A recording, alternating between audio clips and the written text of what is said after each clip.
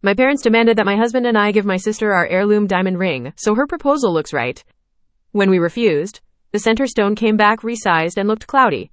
I brought the GIA cert and loupe to the jeweler. Then he paused, pulled the CCTV, and asked me to step into the back room. The clinking of silverware against porcelain was the only sound in the room for a full 10 seconds. Across the polished mahogany table, my sister Scarlett was beaming, her eyes fixed on my mother, waiting for the explosion of joy, the squeals of delight, the immediate flurry of wedding planning that she so clearly expected. It never came. Instead, my mother, Patricia, carefully placed her fork down, aligning it perfectly with her knife beside her plate. She took a slow, deliberate sip of her Chardonnay, her gaze never leaving Scarlett's. "Well," she said, her voice dangerously soft, "that's news." My husband, Victor, squeezed my hand under the table. I knew that squeeze. It was the, "here we go" squeeze. "Chris is a lovely boy, Scarlett, dear," Mom continued, a tight, forced smile playing on her lips.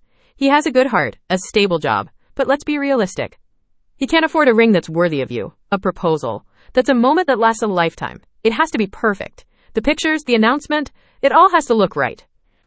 I felt a familiar pit forming in my stomach. For my entire life, everything had to look right for Scarlett. She was the family's centerpiece, the delicate princess, while I was the sensible, reliable, and ultimately secondary older sister. Scarlett's triumphant smile faltered, replaced by a practiced pout that had worked on our parents for 28 years. "He showed me the one he was looking at," she mumbled, her voice thick with theatrical disappointment. "It was small. So small, Grace. I can't say yes to a ring like that. What would my friends think? They'd be polite to my face, but they'd be laughing behind my back. I'd be the girl with the pity ring." I wanted to scream. I wanted to tell her that if she loved Chris, the ring shouldn't matter.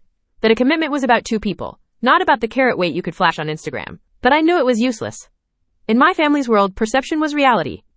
That's when my father Richard cleared his throat, leaning forward with the air of a man who had just solved a complex geopolitical crisis. "I have a solution," he announced, his eyes landing squarely on me. "Grace, you can let Scarlett borrow your ring." The room went still. Victor's hand tightened on mine until my knuckles ached. I could feel the blood draining from my face. "Just for the proposal," Dad continued, bulldozing over the stunned silence.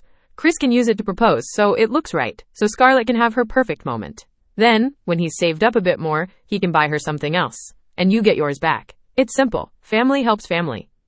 Borrow my ring, my engagement ring, the one Victor had placed on my finger on a cliffside, overlooking the ocean.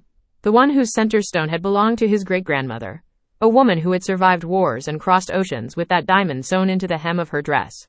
A piece of his family's history, of our history. He wanted my sister to use it as a prop.